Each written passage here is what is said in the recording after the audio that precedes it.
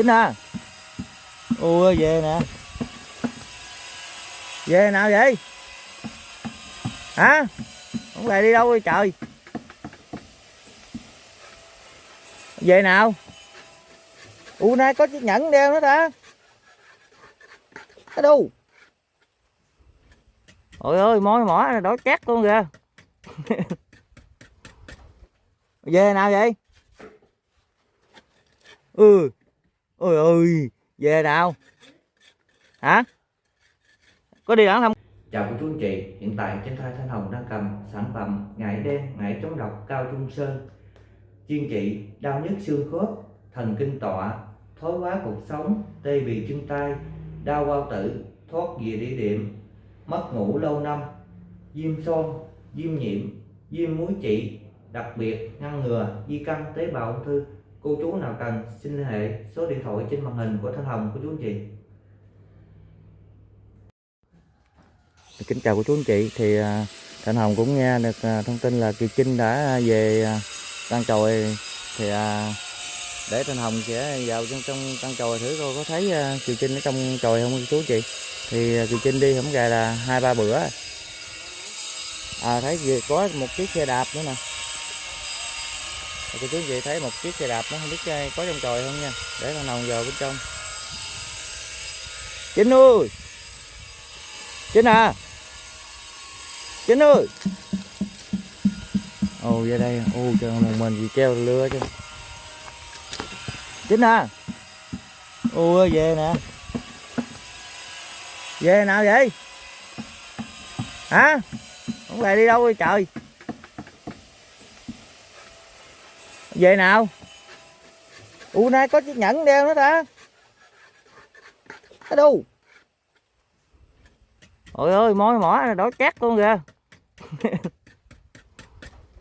Về nào vậy? Ôi ơi, về nào? Hả? Có đi đẳng thăm con không? Chàng ơi cười miếm luôn đó chị. Sao môi mỏ đổ chét hết trơn vậy?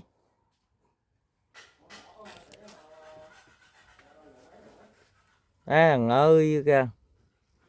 Đi 2-3 ngày về môi mỏ đổ chét hết trơn vậy?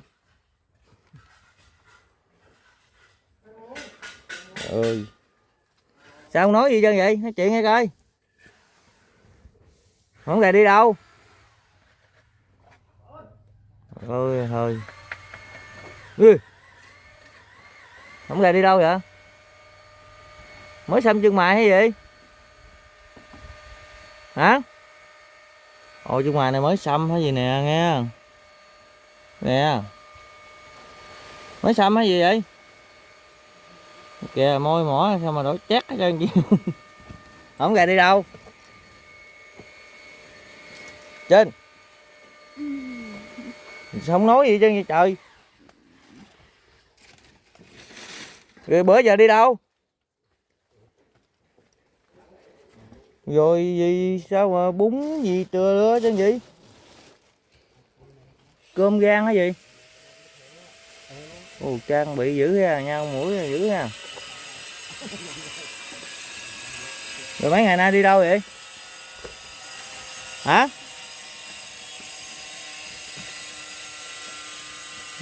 Thuyền. Rồi mấy ngày em đi đâu? Trinh, tỉnh hồn lại coi. Lột nón ra coi cho nó mát coi, trong đây nực cũng chết luôn. Lột nón ra cho mát đó. Rồi không ngày đi đâu? Rồi không nói tiếng chuyện gì chân gì trời. Thánh thần ơi, nực muốn chết lấy cái mền chùm nữa ông ơi.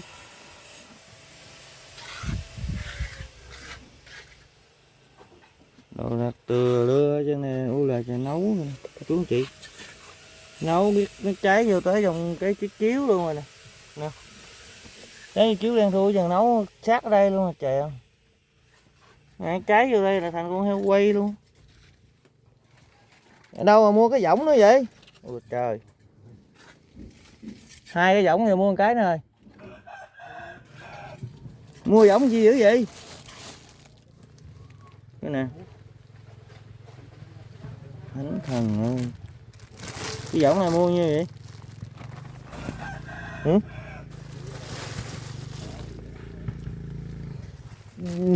Ép mình chi mà chứ nó nóng chết luôn. Trời ơi.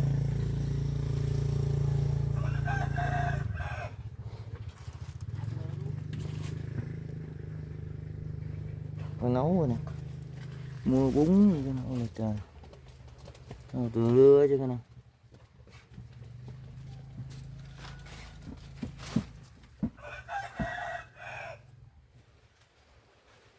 Thấy bài từ lưa chứ muốn gần của chị Thảo ở với cầu Long Thành dưới đây nè. Hết biết cái này cháy nguy hiểm lắm, nấu sát bên vậy. Cháy vô trong đây luôn rồi nè, cháy đang thui rồi, có ngày nó phật vô trong chiếu. Đây là ba cái bọc rồi không, mùng chiếu không à, căng đây. Ôi thôi.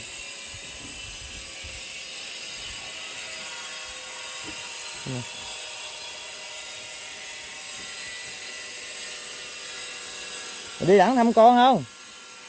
Ơi. Nè. Cái gì? Mai hả? Sao giờ không đi thăm? Chích ngừa cho em kìa. Đắng ơi. Đắng ẩm em đi chích ngừa đi. Ẩm con đi chích ngừa. Mai gì nữa mà mai. Bữa nay tới ngày đó. Tới ngày chích ngừa cho bé rồi đó. Chích không? Hả? Mai sao được, mai là người ta nghỉ rồi. Giờ hổm ngày đi đâu vậy? Hả? Hổm ngày đi đâu? Trời không nói gì chứ trời. Đâu 2-3 ngày về môi mỏ thì đổi chét hết trơn trời. Hả? Đi đâu 2-3 ngày về môi mỏ gì đổi chét vậy gì? Ừ, về đâu được chiếc xe đạp nữa trời. Xe đạp ở đâu đi Trinh? Hả? Mượn xe đạp đi chợ giống nha. Nghe.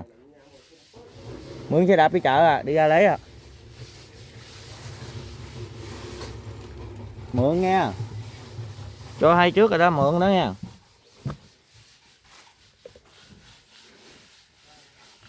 Đi đâu mà về mà được chiếc xe đạp đi chèo. Ra coi nha. Cái nào. Đâu 3 ngày về được chiếc xe đạp rồi cô chú chị.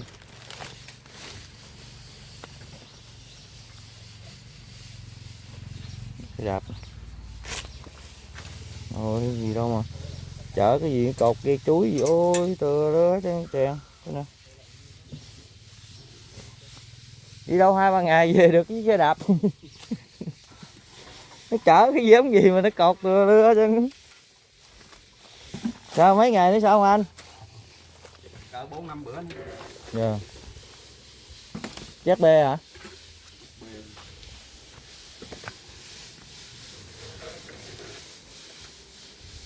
Cắt bụi à? Rồi chắc.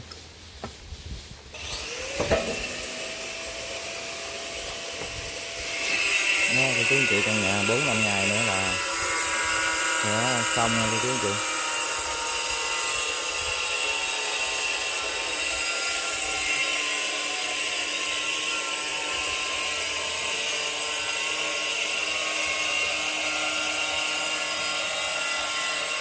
Còn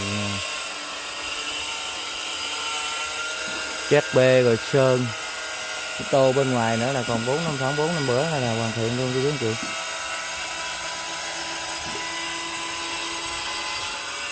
Cái này quá thấp luôn, biết sao luôn kìa.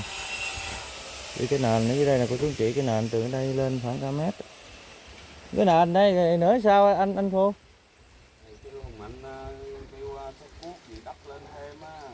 Giờ chứ bây giờ đâu có chán gì cho cái đường đi lên được đâu. Đi lên là đi bên hông này được nè, tính làm tam cấp bên hông này đỡ đó. Giờ. Cái nền này phải thêm đất là cũng nhiều lắm á. Nhiều cái nền này nhiều á. Đúng rồi. Uất hết cái lỗ này khoảng 100 ngoài gào thôi đó. Gào rồi đất này thêm rồi có cái gì đó sau này làm cái tam cấp lại. Dạ. cái nhà mấy cái đất nhiêu đây làm ở đây đó. Dạ. Bởi vì nó khó. Nhưng mà không có làm tam cấp để cái gì nó kỳ lắm. Kỳ luôn.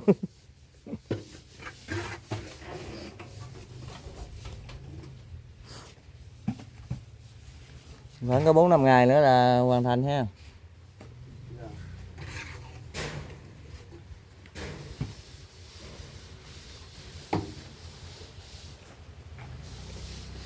Đây cô chú anh chị, thì 4-5 ngày nữa thì nhà của Kiều Trinh cũng hoàn thành cô chú anh chị. Để Thanh Hồng sẽ lại thăm con của Kiều Trinh thì cô chú mời cô chú anh chị đừng rời khỏi màn hình cô chú anh chị. Tới chừng mẹ ăn lấy ra đi, cực kỳ luôn. Mẹ không lại thăm hả? Con mệt, mẹ đi về con mệt. Rồi quyền rồi đâu cái chân nhà mình không tập trung lên luôn á Hồng ơi. Dạ.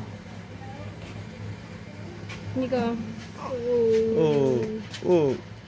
Cái gì chưa uống sữa nữa. Như con móng tay cái này. Như con móng tay vậy. Lấy cái ấy trùm lên nó vào. Nó hớt mà hớt chưa được. Hớt chưa được, nó không cho con hớt. Đợi ngủ nó hớt. Cho sao ấy cơm lên anh. Nó biết nút tay đừng có để cái bào nó nút cái bào dơ đó. Nước út nhẹ tay chân gì. Lên 8 ơi. Lên 4 ơi. nào ngủ cái hớt móng tay nó đâu rồi. Hết cái nó vào rồi. Ốc ơi. Bàn tay thấy cưng quá. Lên nào. Hồng ơi. Dạ dạ. Bàn tay ai mà đẹp dữ vậy trời. Đây ngồi viết nha. Xè tay ra con. Đây ngồi viết nè nè. Xè tay ra, xè tay ra. Đẹp quá nè. Con ấy lên đây luôn nè con. Bà nhà không lên. Rồi bà chủ nhà sống lên. Tin. Đừng ấy ngồi gần ngoại nè. Với con. Rồi 8 lên đó.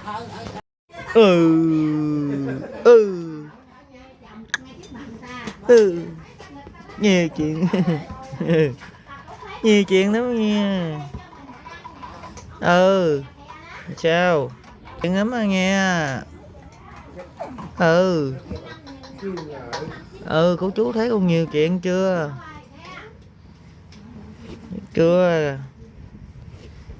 Thấy nhiều chuyện chưa nè.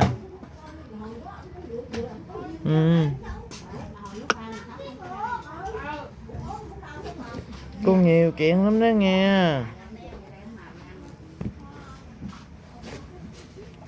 Nhiều chuyện lắm đó nghe. Giỡn đâu rồi nghe. Nghe.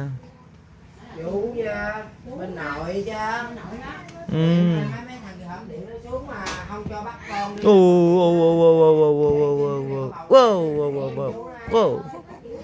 Hả? Bữa đó tôi ngồi đây tôi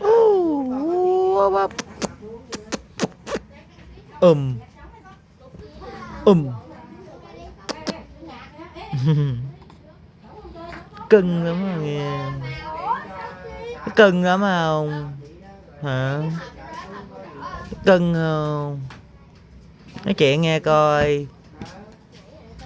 Thấy cưng thấy ghét quá rồi. Nào đây. Ghét lắm nghe. Hả?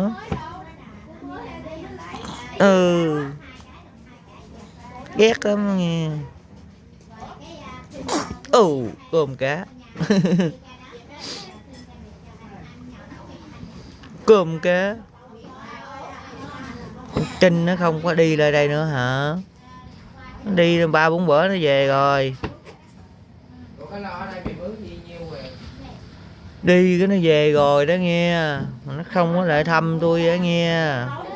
Nghe. Không có về thăm với con.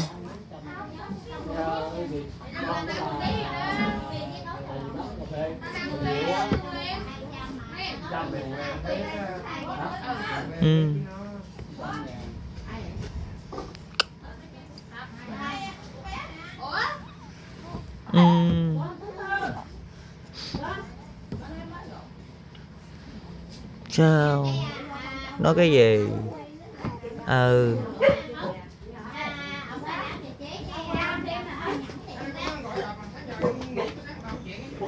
cái gì?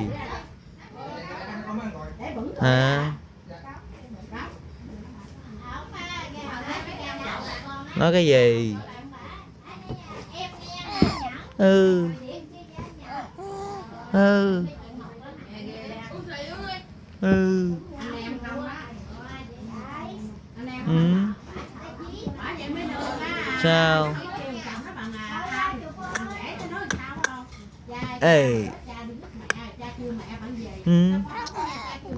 Nhà chuyện. Nhà chuyện nè. Nhà chuyện lắm á nghe.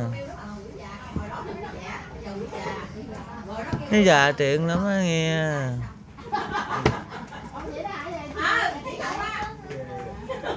Già chuyện lắm á nghe. Ừ. Ừ. Thấy cô chú thấy con thấy ghét không? À. Thấy ghét không? Ừ.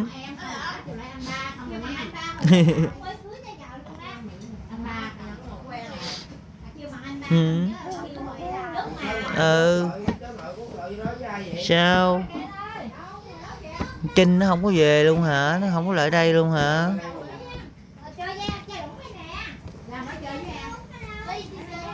Không lại thăm con luôn hả? Hả con? Không có lại thăm gì trơn nữa. Ừ. Không có lại thăm con gì trơn nữa. Ừ. Nó kệ nó đi ha. Ừ, kệ nó đi. Kệ nó đi. Không thăm kệ nó đi ha con. Ừ. Ừ.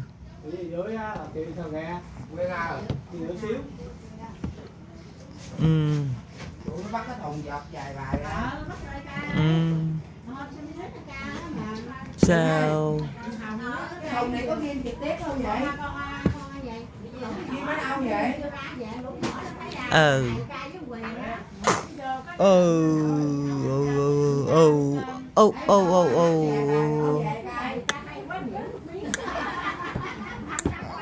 Ừ. Ừ. Ừ. Ừ. Ừ. Sao? Sao?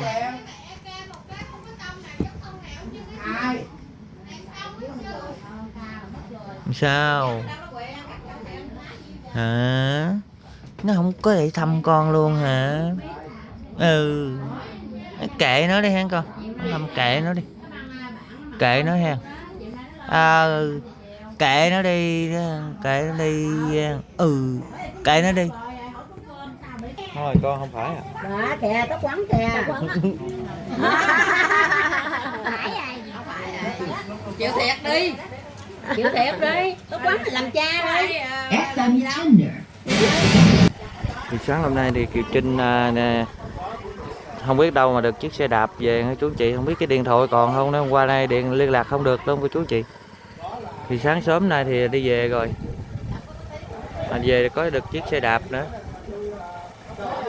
Thanh Hồng cũng kết thúc video tại đây, hẹn gặp các chú chị và những video tiếp theo của chú chị.